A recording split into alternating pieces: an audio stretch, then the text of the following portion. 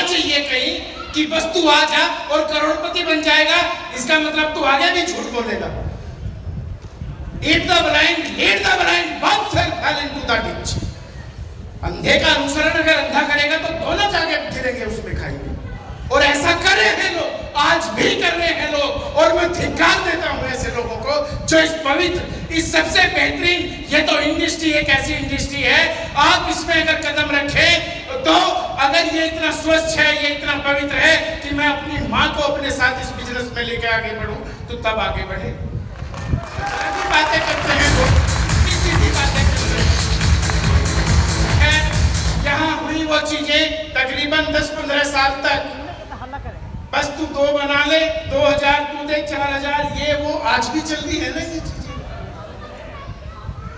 9 सितंबर 2016 को हिंदुस्तान गवर्नमेंट ने, central government ने गाइडलाइन इशू की। मैं सही मायने में इस बिजनेस की शुरुआत उस डेट को मानता हूँ हिंदुस्तान में। अभी ग्रास रूट लेवल पे है, इनिशियल स्टेज पे है। ये जितना साइंटिफिक, जितना प्रूवन, जितना एस्टेब्लिश्ड और जितना सिस्टमेटिक ये हो चुका है इन तकरीबन 7-8 सालों में। 30 जुलाई 2019 को राज्यसभा में वो बिल पारित हुआ जो लोकसभा में पहले ही पारित हो चुका था। अभी 5 जुलाई 2021 को, अभी की बात कर रहा हूं, 2 महीने पहले की बात कर रहा हूं, 2 ड्राफ्ट नोट्स जो तैयार किए हैं गवर्नमेंट ने। एक प्रोसेस होता है कानून बनाने का, तो वो प्रोसेस तैयार हो चुका और बहुत जल्दी ये कानून आपके पास में आने वाला है। तो लगाम लग जाएगी उन सारे के सारे लोगों को। तो ये ब्रीफ हिस्ट्री मैंने डायरेक्ट सेलिंग की बताई, वर्ल्ड वाइड सिनेरियो के बारे में बताया। दूसरा पार्ट क्या है? B part. B part Hindustan का सिनेरियो क्या है, हिंदुस्तान में ये इंडस्ट्री कहाँ है। अभी तकरीबन ये इंडस्ट्री हिंदुस्तान में जो चिंटू चूरण की दुकान समझते हैं ना आरसीएम को, उनको बताना चाह रहा हूं मैं। कई लोग हैं ऐसे जो अपने आप को सिर्फ इसलिए रोक लेते हैं कि ये तो छोटा सा काम है, ये मेरे लेवल का काम है। क्या समझना ये है कि अगर ये मेरे लेवल का काम हो सकता है तो ये हिंदुस्तान में हर एक व्यक्ति के लेवल का काम हो सकता है। मेरा कहने का मतलब तो 13,000 करोड़ का कारोबार ये पिछले साल हिंदुस्तान में हुआ। पीयूष गोयल जो रेल मंत्री हैं, उनका एक स्टेटमेंट अभी तकरीबन 7-8 महीने पहले आया। उन्होंने कहा इस डायरेक्ट सेलिंग इंडस्ट्री को कंज्यूमर अफेयर से निकाल के रिटेल इंडस्ट्री मिनिस्ट्री के तहत देना चाहिए। मेरी आदत है चीजों को गहराई तक छानबीन करने की।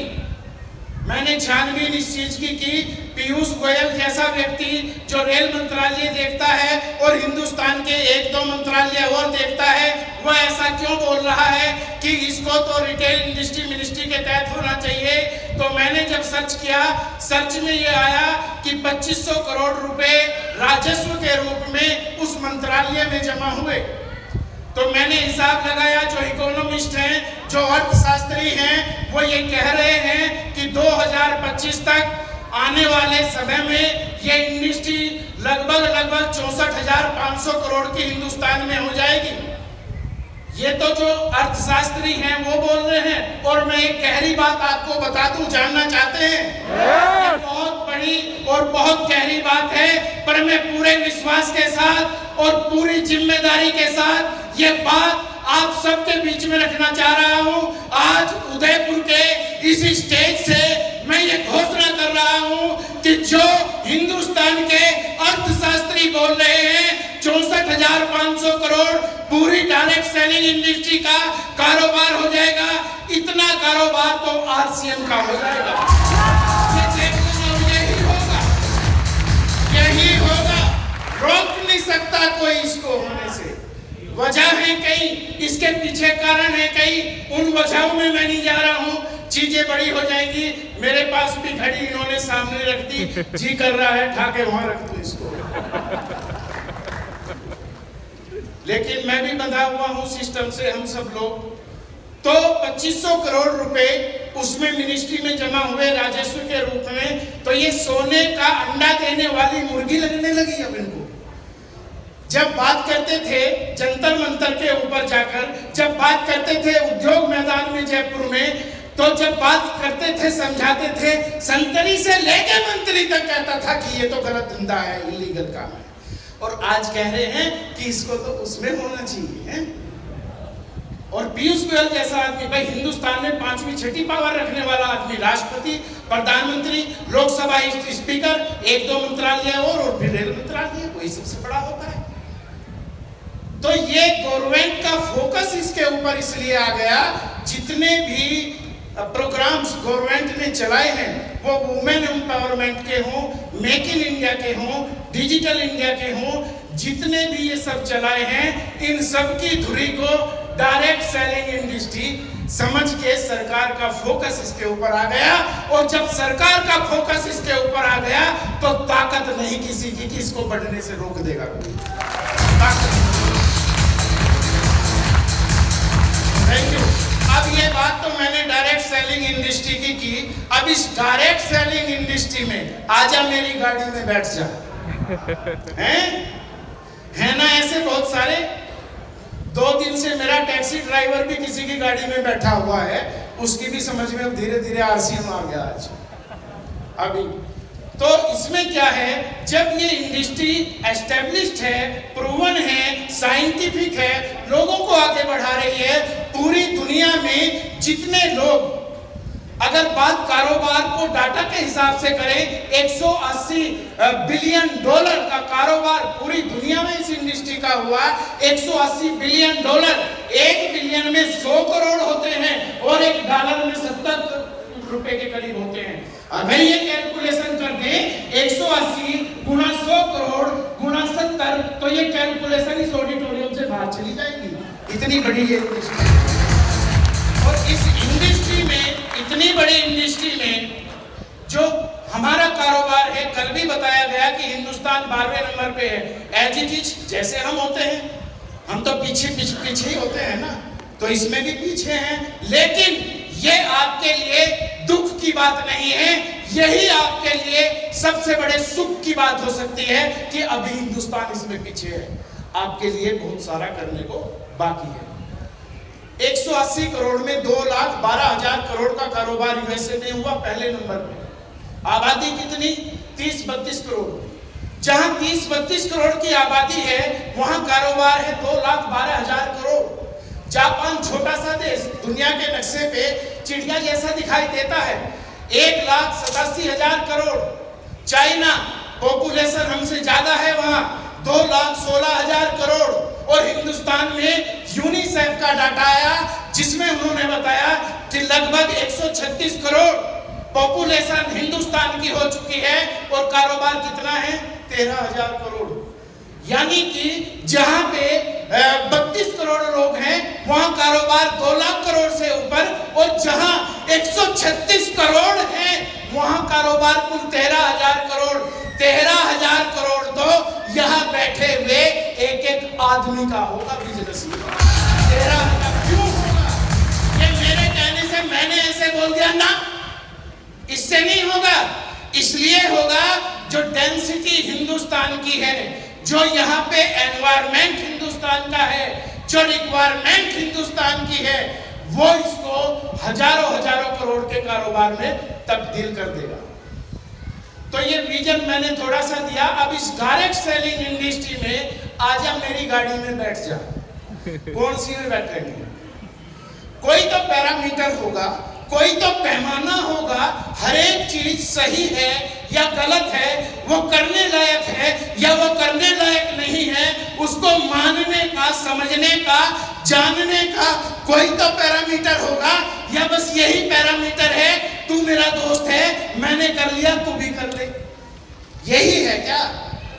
ये नहीं है, इसके भी पैरामीटर हैं। इन पैरामीटर्स के ऊपर तोलना पड़ेगा कौन ठीक है, कौन गलत है, कौन जाएगा, कौन आएगा, कौन आगे बढ़ेगा, कौन पीछे हटेगा। 3 पैरामीटर्स हैं, प्रोफाइल है, प्रोडक्ट है और प्लान है। ये पैरामीटर हैं इस इंडस्ट्री के। हजारों कंपनियां हिंदुस्तान की जो काम कर रही हैं, हिंदुस्तान में वो इन पैरामीटर्स पे कहां फिट बैठती हैं?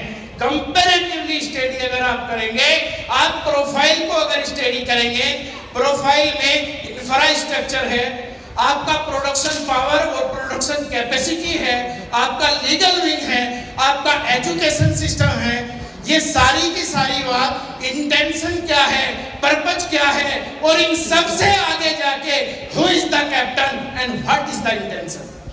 इस जहाज को चलाने वाला जो है वो कैप्टन कौन है और उसका उद्देश्य क्या है।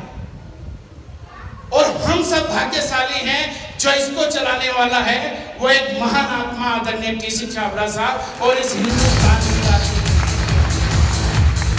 तो प्रोफाइल को अगर आप देखेंगे, इसकी सप्लाई चेन, डिलीवरी चेन को अगर आप देखेंगे, 2 मिनट मेरे पास में है, तो आप देखेंगे कंपैरेटिवली स्टडी कर ले किसी भी कारपोरेशन को, आप तुलनात्मक रूप से हिंदुस्तान में नहीं, इस पूरी की पूरी दुनिया में आप स्टडी कर ले, जैसा इंफ्रास्ट्रक्चर आरसीएम ने बनाया है ऐसा इंफ्रास्ट्रक्चर पूरी दुनिया में किसी कारपोरेशन के पास नहीं। नंबर 2, प्रोडक्ट यही वो चीज है कि आपका अंतिम व्यक्ति भी ग्रो करेगा। आपकी टीम में जो अब से 10 साल बाद आएगा वो भी आपको सुपरसीड कर सकता है इसके प्रोडक्ट की वजह से। डायरेक्ट सेलिंग इंडस्ट्री में 100 रुपए की चीज को पहले ही 1000 का बना दिया, ये डायरेक्ट सेलिंग इंडस्ट्री होती है। प्रोडक्ट का रेट, प्रोडक्ट का वेट, प्रोडक्ट की क्वालिटी और प्रोडक्ट की अवेलेबिलिटी, अगर रेट ठीक है, वेट ठीक है, क्वालिटी ठीक है और अवेलेबिलिटी ठीक है तो आप जीत जाएंगे। इसके साथ साथ वो प्रोडक्ट यूजेबल है, कंज्यूमेबल है, अफोर्डेबल है और रिपीटेबल है तो आपका अंतिम व्यक्ति भी ग्रो करेगा। क्लियर हो गई बात? यस। 2 पैरामीटर मैंने बताए, प्रोफाइल और दूसरा प्रोडक्ट, और तीसरा पैरामीटर प्लान।